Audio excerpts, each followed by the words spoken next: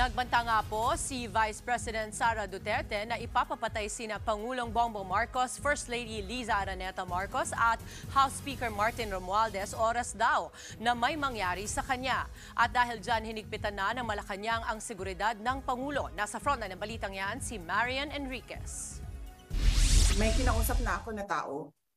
Sinabi ko sa kanya, kapag pinatay ako, patayin mo si BBM, si Liza Araneta at si Martin Romualdez. No joke. No joke. Yan ang galit at derechahang sinabi ni Vice President Sara Duterte sa gitna pa rin niya ng issue sa tinangkang paglipat sa kanyang Chief of Staff na si Zulaika Lopez sa Women's Correctional Facility. Sa isang panayam nga sa media, sinabi ng Vice Presidente na nag-aalala siya para sa buhay ni Lopez.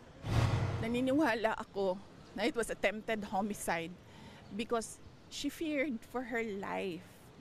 Pag nakakita siya ng uniform ng police, ma'am, natataranta siya. Kasi imagine mo ba naman, 9 biglang papasok sa kwarto mo. Bago nito, nauna na ring sinabi ni Lopez na nababahala siya sa desisyon na alisin siya mula sa House Detention Facility ng 10 oras ng gabi. Tinawag din niya itong banta sa kanyang buhay. Kaya naman si VP Sara nakadikit daw kay Lopez. At kung may mangyaring masama rin daw pati sa kanya, may kinontrata na raw si Sara para bawian ang mag-asawang Marcos at ang House Speaker. Nagbilin na ako, ma'am. Pag namatay ako, sabi ko, huwag ka tumigil hanggang hindi mo mapatay sila.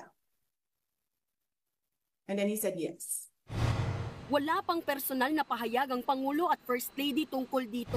Pero ayon sa Presidential Communications Office, ang anumang banta sa buhay ng Pangulo ay dapat seryosohin. Inilapit na raw ng palasyo ang isyong ito sa Presidential Security Command para sa agarang aksyon. Diit naman ng ilang kongresista, estilo lang ito ng Vice Presidente para malihis ang atensyon sa mga tunay na isyu. Ayon kay Assistant Majority Leader Jay Conghon, ang tunay na isyu ay ang confidential funds na kailangang ipaliwanag ng Vice Presidente. Para kay Tingog Party List Representative Jude Asidre, pagiging hipokrito ang pinakita ni Duterte matapos niyang iwasan ang mga pagdinig ng Kamara. Nagbabalita mula sa Frontline, Marian Enriquez, News 5.